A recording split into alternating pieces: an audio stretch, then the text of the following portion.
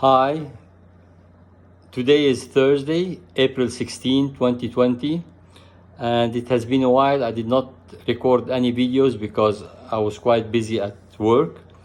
Now the whole world is under curfew for the coronavirus, so I finally got some time and I thought to go back and feed you with some information about our great religion. Today I would like to talk to you about a very important incident, الإسراء والمعراج. First, let me explain to you what is الإسراء والمعراج means. الإسراء means the walking. So الإسراء is a walking, the fact and act of walking. المعراج is going up. And before I start the story about الإسراء والمعراج, I have to go back a little bit further and mention about the life of Prophet Muhammad during this year where the incident of Israa al-Miaraj took place. Before this incident, Prophet Muhammad, peace be upon him, was married from Sittina Khadija, who was older than him by several years, and she passed away in that year. And she was a great support to him. She was the first Muslim ever. She believed him from the first moment.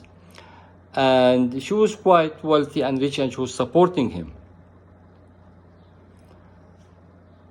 Also, you know that Prophet Muhammad, peace be upon him, is a descendant from a very good tribune in Mecca.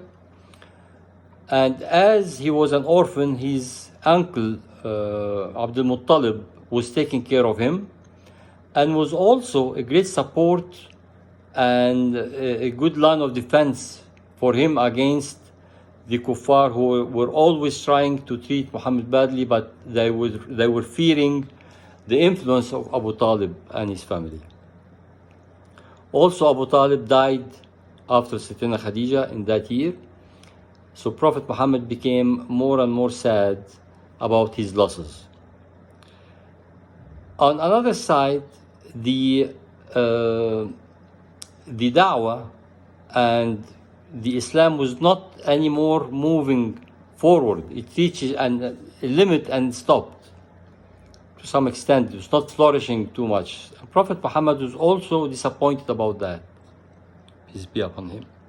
So he decided to make an extra effort and take an extra step and to go to another city to start announcing about Islam in another place. And he chose a city called Al-Taif. It is still until now existing in Saudi Arabia. And by the way, you can go from Mecca to Taif now, I'm not sure, but possibly within 1.5 hours by car. But by those days, it was a very long distance by camels. Anyway, when Prophet Muhammad, peace be upon him, reached Taif, he was not welcomed, and he did not have the influence and history of people knowing him. Like in Mecca, people were calling him As-Sadiq Al-Amin. They knew him since he was a child, and they knew that he was a very honest and good guy. In Taif, they didn't know him. They didn't take what he said seriously. They did not accept it. They were not even good hosts for him. And he stayed few weeks trying to announce Islam and to promote Islam there, but he could not. And at the end, he had to return back to Mecca, very disappointed and very sad. He was mainly worried that maybe God is not happy from him, maybe he did something wrong. And we believe that maybe for all these could be a reason or some of the few reasons why Israa Miaraj took place. And now I'll go to the incident itself. One night he was sleeping, and the angel Gabriel came to him and woke him up. When he woke him up, he opened his chest, took his heart out, cleaned it with Zamzam water very well, put it back, and before closing his chest, he had a pot of gold full of wisdoms and knowledge, and he poured it inside and closed his chest again. Why is that? We don't know, but we only guess. Because he was preparing him for a unique journey which is going to take place. And like when you travel somewhere, you prepare yourself with your, maybe some food, some clothes, you prepare yourself, even emotion you have to be prepared. So that was a very important preparation for this unique and very important journey which is going to take place. After that, he took him outside. There was an animal like bigger than a horse and smaller than a camel, and it is called al-buraq. It had wings. It was pure white, and Angel Gabriel put Muhammad on al-buraq, and they took off towards Jerusalem, where there was by that time existing already what is called now al-Masjid al-Aqsa. It was called al-Masjid al-Aqsa, and it was existing there already. Now, on their way, once the trip started, on the way, they discovered, or they found, a large group of merchants coming back, possibly from Jerusalem, possibly from Syria, Sham by that time. And one of the camels from those large group of merchants got afraid and ran away. They had to stop.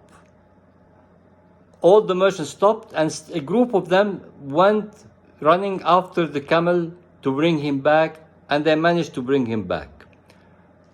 This is an important incident, and Prophet Muhammad, peace be upon him, noticed it and saw it completely and witnessed it. And he continued on his journey until he reached Jerusalem, al-Masjid al-Aqsa, where he found there all the previous prophets standing there waiting for him to welcome him. There, he was instructed to pray, and he was the Imam.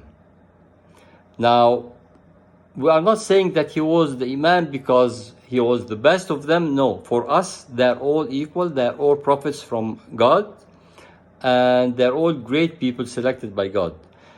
But Prophet Muhammad was the one who was the Imam simply because he came with the last religion. All the prophets came with partial religions until, it was tailored for their people, for their own time, until Prophet Muhammad came with the last religion, the last, edition of religion, and he was the last prophet. So he prayed as Imam, and after that, Angel Gabriel offered him a tray with 3 cups, one filled with water, one with milk, one with alcohol drink. By that time, it was not haram yet.